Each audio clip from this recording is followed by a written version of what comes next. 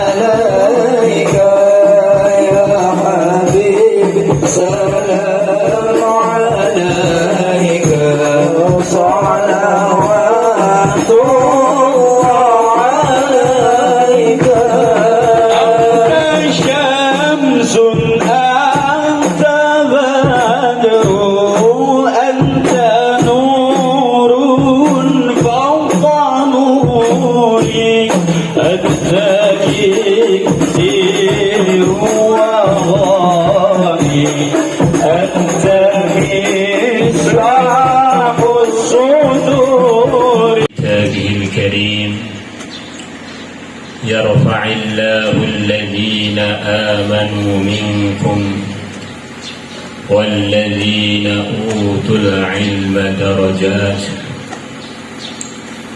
وقال تعالى وقل رب زدني علما وقال النبي صلى الله عليه وسلم من يرد الله به خيرا يفقهه في الدين وقال النبي صلى الله عليه وسلم لعلك ترزق به أو كما جاء في الحديث.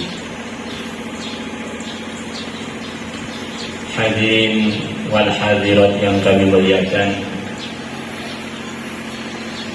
ahlan wa sahlan, selamat datang kehadirannya dalam majelis yang begitu agung, pertemuan wali santri dalam rangka kerjasama saling merasa berhajat, saling merasa perlu untuk menguatkan, meningkatkan suasana lembaga keilmuan agama Islam, disertai dengan keyakinan kalau umat Islam bermunculan ahli-ahli ilmu, bermunculan ahli-ahli Al-Quran, harapannya umat akan menjadi lebih baik, akan banyak gambaran untuk mewujudkan macam-macam majelis kebaikan, suasana-suasana kemajuan di dalam bertakwa kepada Allah, suasana keadilan yang dari situ apabila umat Islam punya hajat kemudian berdoa kepada Allah, maka Allah akan kabulkan doa-doanya hamba-hamba yang beriman, hamba-hamba yang bertakwa. Ini akhirnya jadi begini kira-kira, ternyata kadang-kadang seperti begitu, kadang-kadang perlu ada eksperimen lagi. Terus begitu tidak pas. Bahkan pimpinan-pimpinan keilmuan dunia itu pun nggak berani jamin kepada kita bahwa kalau berobat begini mesti sembuh, kalau pakai ini mesti untung, kalau pakai sistem saya mesti laba. Tidak ada yang berani jamin. ilmu yang dari Amerika, dari Cina, Belanda, Rusia, kalau perlu dari Israel. Kita tanya mereka, apakah kalau saya ikut Bapak pasti akan bayar? Apakah saya kalau ikut aturan ini pasti saya tidak bangkrut? Atau saya pakai aturan ini pasti saya akan sehat terus umur panjang, tidak ada matinya? Ternyata ilmu selain ilmu agama, tawaran mereka itu pun dipenuhi dengan kebimbangan. Kalau ilmu agama tidak. Man kana akhiru kalamihi la ilaha illallah dakhala jannah. Ilmu agama itu dari pemilik. Kalau selain ilmu agama itu dari penumpang yang hanya numpang di dunia ini, numpang pada pemiliknya, yaitu Allah Subhanahu wa Ta'ala. Penumpang tidak berhak untuk memutuskan, tidak punya apa-apa, penumpang. Siapa yang akhir kalimatnya la ilaha illallah pasti masuk surga. Coba, ada nggak ilmu dunia yang dari jamin? Siapa ikut saya pasti masuk surga. Siapa yang pagi hari mengatakan Bismillahirrahmanirrahim la yadurru ma'asmi syai'un fil ardi wa la fis sama' wa huwa as-sami'ul 'alim. 3 kali Allah akan jamin dia terjaga dari perkara yang bahayakan dia sampai sore hari. Sore hari dia bilang begitu itu Allah akan jaga dia sampai pagi hari. Ada enggak keilmuan dunia yang dari jamin itu?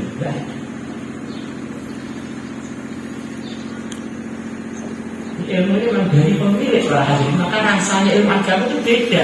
Rasanya serba pasti. Istighfar pasti untung, sholawat pasti untung, baca Al-Quran pasti untung, ngaji ilmu agama pasti untung, tahajud pasti untung, sholat duha pasti untung, sholat tahajud pasti untung, berjuang fisabilillah pasti untung, menghidupkan masjid pasti untung, pasti semua. Ilmu serba pasti pula ilmu agama. Untuk ilmu-ilmu yang tidak pasti, kita telah sekolahkan anak kita sampai jadi S1, S2, S3, sampai S3. Belajar macam-macam untuk perkara yang tidak pasti aja kita siapkan. Masa untuk perkara yang tidak pasti kita kasih? Untuk perkara yang pasti kita tidak siapkan. Untuk yang tidak pasti aja kita siapkan. Apalagi untuk yang pasti, mestinya siap untuk lebih serius. Anaknya 5 putri semua. Setiap datang mobilnya baru, setiap datang mobilnya baru, setiap datang mobilnya baru. Akhirnya anaknya 5 sudah nikah semua, dapat suami yang sesuai. Ayahnya datang pakai mobil jelek, lama-lama datang pakai bis. Kok bisa begitu? Dia bilang, ini saya terasa ternyata rezeki saya dulu lancar karena saya masih pondok. Sekarang sudah dirawat suaminya masing-masing, saya nggak punya sebab sekarang. Masya Allah. Dagang ini bangkrut, hari ini bangkrut, sampai sekarang saya naik bis. Setiap ketemu naik bis. Biasanya hampir setiap beberapa bulan sekali ganti mobil baru. Asbab-asbab yang dulu sama asbabnya, tapi karena jalur lainnya tertutup, Masya Allah.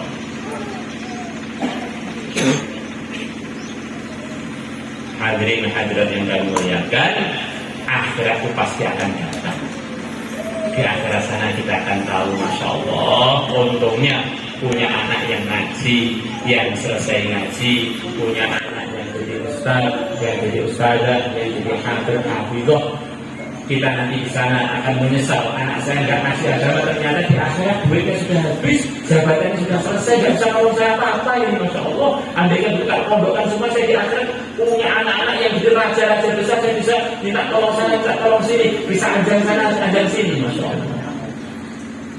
Penyesalan tidak penyesalan. Di Indonesia ini para hadirin termasuk orang yang paling sukses di dalam urusan ilmu teknologi adalah Pak Habibie. Ya. Dia orang Sulawesi. Bagaimana menjelang akhir hidup beliau di hadapan para mahasiswa muslim, para pelajar-pelajar agama di Indonesia. Ternyata ilmu dunia yang saya pelajari ujung-ujungnya hanya sampai begini, saya nggak ngerti agama belas, kata beliau. Wah, dan umur saya sudah tua, saya rugi, ternyata teknologi puncaknya hanya gini tok, tidak ada kepuasan secara rohani. Itu orang yang sudah ahli dunia, sudah notok, ternyata dunia itu hampa ujung-ujungnya, Pak. Kita tidak melanjutkan ilmu dunia, maka majelis ini tidak majelis pondok, maka kita jos-josan di dalam menerangkan fadilahnya ngaji. Nanti kalau bayarnya di ini juga tidak lagi, berarti ini pondok tidak ada rugi. kemudian ustaz-ustaz yang mengajar walaupun pelajarnya di kelas itu hanya 1-2 orang, ini kalau dipilih oleh Allah akan bisa manfaat untuk umat semua. Di sana di India sana ada seorang ulama besar namanya Syekh Ashraf Ali Thanwi, yang mana murid-murid beliau jadi ulama-ulama besar bahkan di seluruh dunia, yang mana beliau ini digelari oleh para ulama di zamannya dengan gelar Hakimul Ummah. Ini orang bijaksananya umat Muhammad di antaranya beliau itu punya susunan buku dalam segala bidang selain bidang agama, sangat pintar. Maka beliau itu biasa dalam pengajian, beliau itu yang hadir dalam pengajiannya puluhan ribu bahkan ratusan ribu orang. Maka suatu hari datang pada beliau, kamu osat-osat muda, hanya kurang dari 10 orang, kalau nggak salah hanya 5 orang. Maka beliau di hadapan 5 orang tadi ceramah seperti semangat beliau di hadapan puluhan ribu orang.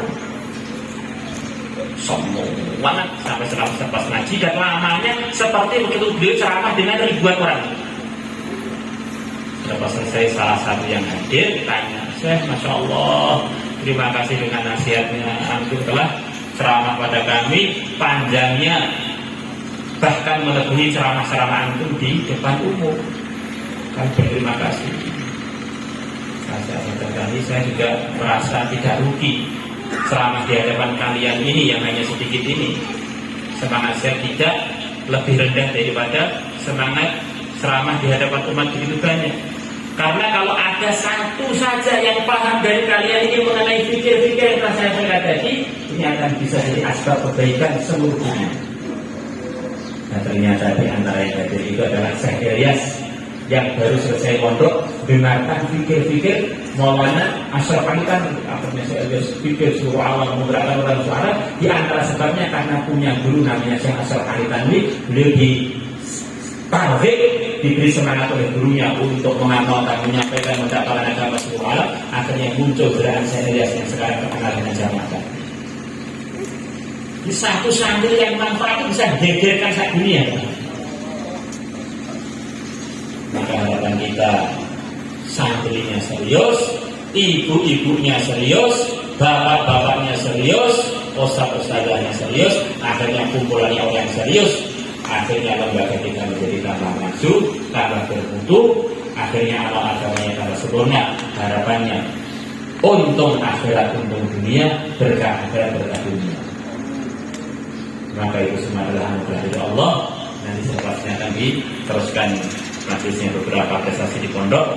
Kita akhiri majlis saya dengan doa supaya semuanya dipilih untuk menjadi bagian umat yang usaha untuk memajukan lembaga-lembaga ilmuwan dengan keyakinan bahwa lembaga keilmuan kalau itu maju akan muncul seluruh amal kebaikan, mulai iman yang benar sampai amal-amal yang sempurna.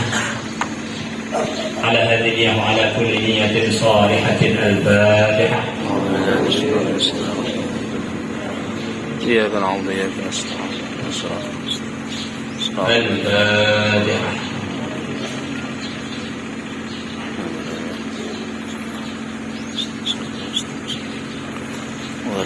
الفاتحة. أعوذ بالله من الشيطان الرجيم. الحمد لله رب العالمين الرحمن الرحيم. صراط المستقيم. غير المغضوب عليهم ولا الضالين. اللهم صل على سيدنا محمد وعلى آل سيدنا محمد كما صليت على سيدنا إبراهيم وعلى آل سيدنا إبراهيم في العالمين إنك حميد مجيد. Ya Allah, terimalah kami, ya Allah, terimalah pondok kami, ya Allah, terimalah santri-santri kami, ya Allah, terimalah wali-wali muridnya, ya Allah, terimalah semua yang ikut membantunya, ya Allah, terimalah akhiratnya dan dunianya, luruskanlah, ya Allah, berkailah, ya Allah, jadikanlah tempat-tempat lembaga keilmuan ini, ya Allah, berkah awal sampai hari kiamat. Jadi berkumpulannya orang soleh solehah, berkumpulannya amal-amal yang kau ridai, kumpulannya para berjuang, kumpulannya para wali, para ulama. Allah menyebutkan doanya istrinya Fir'aun, maknanya Allah ridho kepada dia dan Allah akan tunaikan doa dia itu. Rabbi bili indaka baitan fil jannah wa najjini min fir'auna wa 'amalihi wa najjini minal qaumidh dhalimin.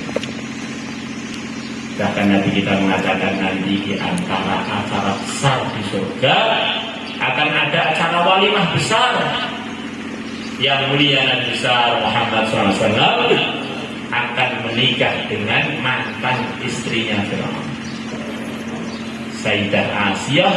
Semua orang iman yang di surga dari umat yang pertama sampai umat terakhir diundang ke walimahnya yang mulia Nabi besar Muhammad SAW. Semoga termasuk kita. Ini mantannya Fir'aun, bekasnya Fir'aun tidak. Dia begitu salihah, begitu takwa. Dia telah mendapatkan ilmu-ilmu dari arahannya Nabi Musa. Akhirnya dia mengamalkan agama di tempat yang terburuk, mengamalkan agama di tempat yang terjelek, di istananya Fir'aun. Statusnya jadi istrinya Fir'aun. Suaminya bukan orang yang sesat saja, bukan orang yang menyekutukan Tuhan. Suaminya tingkatan kesesatannya dia sendiri mengaku sebagai Tuhan yang tertinggi. Tuhan yang tertinggi ya saya, semuanya kalah dengan saya.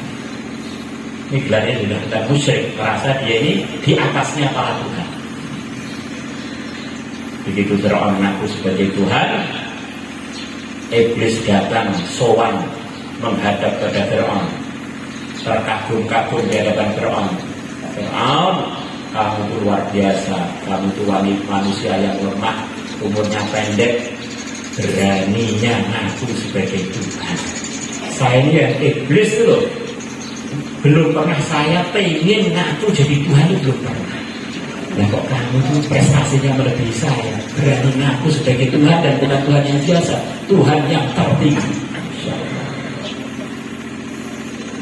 Manusia ini kalau sudah sesat sampai kesesatannya membingungkan iblis,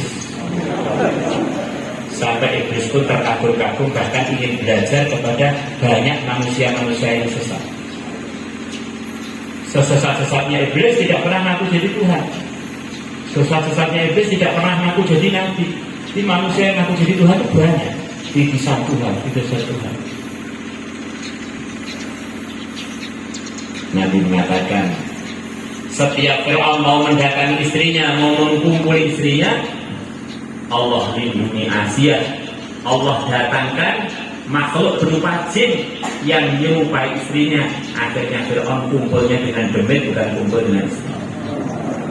Perasaan Fir'aun kumpul dengan demit, bukan istrinya, itu sebenarnya demit. Oh, di Asia wafat dalam kondisi masih perawan, belum pernah bisa dijamah oleh Fir'aun.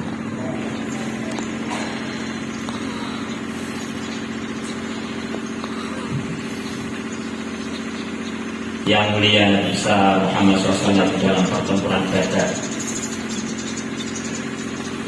akhirnya bukan ingin bertempur, hanya ingin mencegat rombongan dagangnya orang Quraisy.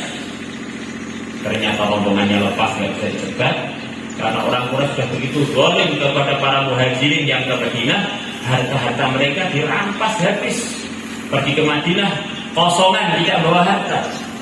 Maka nanti diperintah oleh Allah untuk mencegat orang-orang Quraisy yang berdagangan, untuk mengganti harta-hartanya para sahabat Nabi yang telah mereka rampas dengan kezaliman di Mekah. Ternyata itu mereka pergi semua, lepas datang pasukan dari orang Quraisy bersenjata lengkap, pasukan-pasukan yang ahli dalam pertempuran. Maka Nabi kita menghadapinya dengan ilmu agama, wahyu dari Allah. Istighatsah, minta tolong kepada Allah. Orang itu kalau ada ilmu agama, paham segala kejadian yang suka atau duka itu semuanya yang ngatur sama, yaitu Allah. Yang bisa menyelesaikan waktu suka hanyalah Allah. Siapa yang suka ingat Allah, Allah akan kekalkan nikmatnya. Ada manusia qadir wa bil ijabah. Jadi Ya Allah, orang-orang yang telah berjasa di pesantren ini dari cabang-cabang kami, Engkaulah yang layak membalasnya. Balasnya mereka dengan segala kemudahan, dengan segala keberkahan, segala kemakmuran akhirat dan dunianya, anak cucunya, keluarga besarnya, dan segala urusannya ya Allah. Dan ya Allah, berikanlah hal-hal tersebut untuk negeri kami ini ya Allah, penjagaan tersebut dari negeri kami ya Allah. Datangkanlah ya Allah suasana yang takwa, pimpinan-pimpinan yang memajukan akhirat dan dunianya, pimpinan-pimpinan yang Kau ridhai, rakyat yang Kau ridhai, baldatun thayyibatun wa rabbun ghafur, yang akhirnya jadi percontohan di seluruh dunia, kebaikan, kemakmuran, hidayah. Akhirnya kami orang Indonesia tidak aspek hidayah seluruh alam. Innaka ala ma tasya'u qadir wa bil hidayah jalil. Sallallahu alaihi wasallam Muhammadin nabiyyi wa ala alihi wa sahbihi wa baraka sallallahu alhamdulillah rabbil alamin. Al-Fatihah. Di dalam urusan haji itu para hadirin, ini kewajiban laki dan perempuan, begitu sejarahnya. Maka di dalam Al-Quran itu semua ayat yang untuk laki-laki hampir semuanya perempuan masuk. Tapi ada nasihat khusus untuk para perempuan, kurang lebih 550 ayat Quran khusus untuk perempuan. Dimana perempuan itu dalam Islam sangat-sangat penting posisinya. Kalau mereka ada perwakilannya yang ngaji, nanti akan banyak mendatangkan gambaran-gambaran kebaikan kepada umat. Nabi mengatakan, saya punya istri ini, si Humairah ini, ambillah 1/4 ilmu agama dari dia. Jadi 1/4 ilmu agama yang sekarang beredar kalimat Islam itu 1/4-nya dari salah satu istri Nabi, satu tok, yaitu Sayyidah Aisyah, yang beliau meriwayatkan hadis kepada umat 2210 hadis. Wanita itu harus ada yang alimah, hingga saya begitu juga. Andaikan bukan semuanya harus ada, maka jangan sampai anak kita lemahkan, umur sudah sekian, nikah aja. Ini perlu ada perwakilan dari para wanita menjadi ilmuwan. Alhamdulillah. Yang lain kurang lebihnya minta maaf. Assalamualaikum warahmatullahi wabarakatuh. Kelas 4 program 1 di antara yang dihafal kitab Mabadi Awaliyah, kitab Usul Fikih. Nur Azizah Faisal Wandula, Hiliyatun Nafiah Deni Masamba, Nabila Khairunisa Reskiatumuddin Campurejo, Nur Hijrah Sulaiman Lampuawa, Hiliyatul Mulia Lukman Watu, Nur Aisyah Ismail Bajo, Hurriyatul Firdaus Odin Tenggara, Nur Aliyah Partis Lampuawa, Mutmainnah binti Muhammad Yahya Malili, Atma Yuni binti Hajar Tombang, Anissa Dwi Hapsani binti Sukarmin Watu, Aifatul Naimah binti Juari Bone-Bone, Seca Qurani Askar binti Luli Askar Palopo. Kemudian kelas 4 P2 yang dihafal kitab Mabadi Awliyah sama pula itu kitab Usul Fikih. Amelia Sahalin Angkona, Andi Nur Umniyah, Andi Munir Madili, Asmaul Aniyah, Syamsul Ma'arif Belara